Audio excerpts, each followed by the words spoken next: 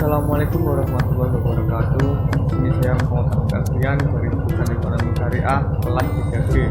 Ini saya akan sedikit menjelaskan hasil observasi saya, yaitu usaha ayam petelur goreng di Desa Bedawungu.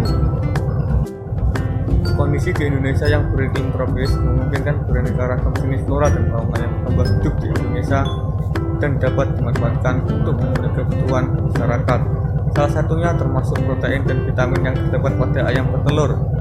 Di wilayah Indonesia banyak sekali program pemberdayaan ekonomi yang dapat dilakukan karena memiliki potensi yang sangat besar. Salah satunya bentuk pemberdayaan ekonomi tersebut yaitu melalui agribisnis. Agribisnis merupakan salah satu sektor dalam melakukan kegiatan perekonomian yang berbasis pada usaha pertanian dan bidang yang mendukungnya. Kegiatan dalam sektor agribisnis meliputi salah satu keseluruhan atau dari agribisnis merupakan salah satu sektor dalam melakukan kegiatan perekonomian yang berbasis pada usaha pertanian atau bidang lain yang mendukungnya. Kegiatan dalam sektor agribisnis meliputi salah satu atau keseluruhan dari materi rantai produksi, pengolahan hasil, serta pemasaran yang termasuk dalam yaitu peternakan ayam.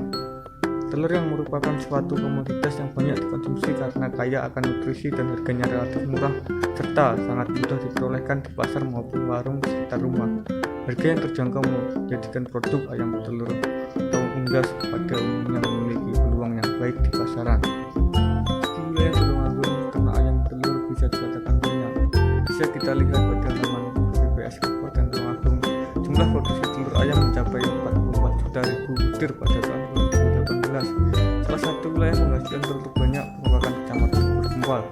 Kemarin saya sempat melakukan observasi ke wilayah tersebut, tepatnya ke peternakan ayam petelur milik juragan yang berada di RT 1 RW 6 Dusun Sentul, Desa Bedawungu, Kecamatan Bergempal. Usaha peternakan tersebut dirintis sejak tahun 2000. Tentu tidak mudah dalam menjalankan usaha peternakan tersebut, banyak hambatan yang ditemui sih. Oleh karena itu, saya ingin mengetahui sampai sejauh mana dan tahapan apa peternakan ayam petelur milik juragan Niam dalam membantu proses pemberdayaan masyarakat dalam membantu meningkatkan perekonomian di Desa Bedawungu tersebut. Seperti perekonomian masyarakat sedikit terangkat dengan bapaknya sering sebagai rezeki tetangganya. Selain itu juga lapangan pekerjaan juga terbantu meskipun tak semua bisa berada di situ. Oke, selanjutnya ada tujuan observasi. Ada beberapa yang saya dapatkan dalam observasi tersebut. Yang pertama, untuk mengetahui kajian teori kebudayaan dalam usaha peternakan ayam peternak Desa Bedawungu. Yang kedua, untuk mengetahui analisa dan profil usaha peternakan ayam petelur Desa Bedawungu tersebut. Dan yang terakhir, untuk mengetahui peran agen pembaru melihat usaha ayam petelur Desa Bedawungu tersebut. Pemberdayaan ialah menyiapkan kepada masyarakat berupa sumber daya, kesempatan, pengetahuan, dan keahlian untuk meningkatkan kapasitas diri masyarakat di dalam meningkatkan masa depan mereka serta berpartisipasi dan mempengaruhi kehidupan dalam komunitas masyarakat itu sendiri. Istilah lain pemberdaya juga dapat diartikan sebagai upaya untuk meningkatkan harkat dan martabat lapisan masyarakat yang dalam kondisi sekarang tidak mampu untuk melepaskan diri dari perangkap kemiskinan dan keterbelakangan. Dengan kata lain, pemberdaya adalah kemampuan dan memandirikan masyarakat. Pemberdaya masyarakat pada dasarnya merupakan proses untuk membuat masyarakat menjadi berdaya. Baik, masuk ke poin yang selanjutnya, yaitu fungsi, tujuan, manfaat pemberdayaan. Kegiatan pemberdayaan ekonomi mencakup berbagai hal, sehingga fungsi dan peran dari pemberdayaan ekonomi yaitu sebagai usaha untuk membangun masyarakat, membangkitkan kesadaran potensi masyarakat, mengembangkan dan meningkatkan produktivitas masyarakat. Sebagai tujuan, maka pemberdayaan merujuk pada keadaan atau hasil yang ingin dicapai oleh sebuah perusahaan sosial yaitu masyarakat miskin yang berdaya, memiliki kekuasaan atau mempunyai pengetahuan dan kemampuan dalam memenuhi kebutuhan hidupnya, baik yang menyampaikan aspirasi atau mempunyai mata pencarian motivasi dalam kegiatan sosial. Maka dengan adanya pemberdayaan ekonomi, manfaatnya yaitu satu, untuk membuat masyarakat lebih mandiri dalam menjalankan ekonominya sendiri sehingga masyarakat merasa berdaya. Kedua, membuat perekonomian wilayah tersebut menjadi lebih maju dan modern. Ketiga, terjalin kemitraan atau kerjasama yang baik dan membuka peluang usaha, sehingga manfaat yang akan diperoleh oleh objek yaitu untuk para pekerja ataupun para pemilik industri kecil dalam masyarakat akan terus maju dan bisa bersaing dengan ekonomi lainnya. Oke, selanjutnya yaitu tahap pemberdayaan. Menurut Simondini, tahap pemberdayaan tidak bersifat selamanya, melainkan sampai masyarakat mampu untuk bergerak secara mandiri dan kemudian dilepas untuk menjadi mandiri. Meskipun dari jauh, jaga dan pantau agar tidak jatuh lagi. Dan ada pun beberapa tahap pemberdayaan yang harus dilalui, yaitu 1. Tahapan penyadaran atau pembukaan perilaku. Tahapan ini menunjukkan perilaku sadar dan peduli sehingga merasa membutuhkan peningkatan kapasitas diri. Tahap ini pihak berbudaya atau aktor pelaku budaya berusaha menciptakan produksi agar dalam memfasilitasi proses pemberdayaan yang aktif yang diinvestasikan. Baik, yang kedua yaitu tahap transformasi kemampuan berupa wawasan, pengetahuan, kecakapan, keterampilan agar terbuka wawasan dan memberikan keterampilan dasar sehingga dapat mengambil peran dalam pembangunan. Proses pada tahap ini transformasi pengetahuan dan kecakapan keterampilan dapat berlangsung baik, penuh semangat dan berjalan efektif jika tahap pertama telah terkondisi.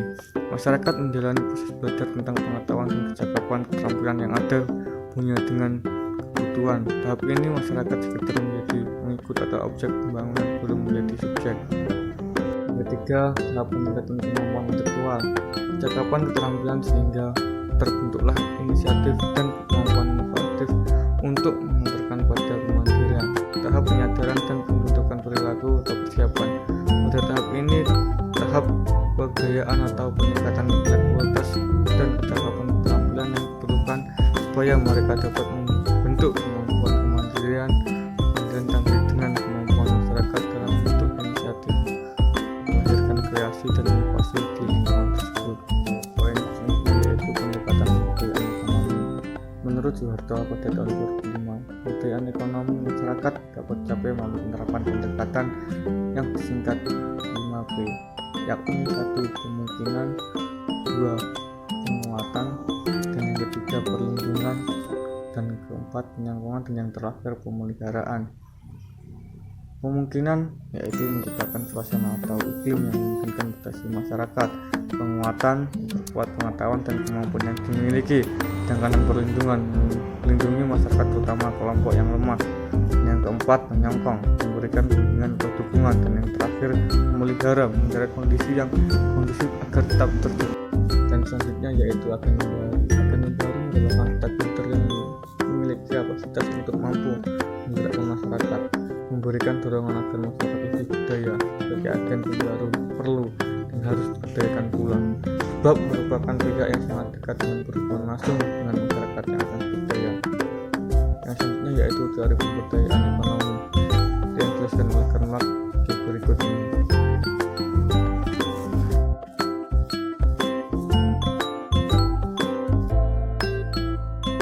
Baik, selanjutnya yaitu proses tingkat usaha.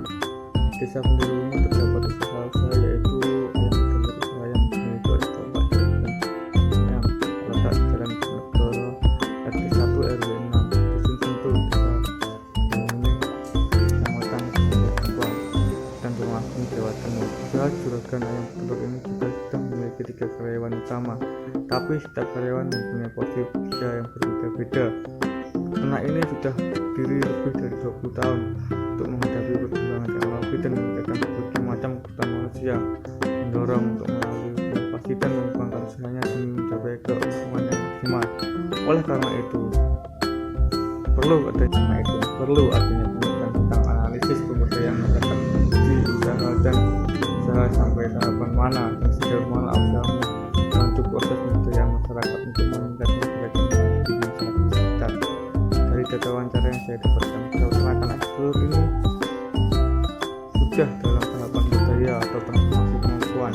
Budayaan dimaknai suatu proses menuju budaya atau proses untuk memperoleh daya atau kemampuan. Dan untuk proses budaya atau kekuatan atau kemampuan dari pihak memiliki daya kepada pihak yang kurang berdaya, sehingga sekitar masyarakat bisa terbantu perekonomiannya. Yang terakhir yaitu lampiran dokumentasi observasi atau penelitian. Foto yang pertama langsung dengan Bapak Nurul Niam. Yang kedua dan ketiga itu karyawan yang sedang melakukan pekerjaannya. Mungkin itu tadi yang dapat saya sampaikan. Kurang lebihnya mohon maaf karena tidak ada bukti yang retak. Wassalamualaikum warahmatullahi wabarakatuh.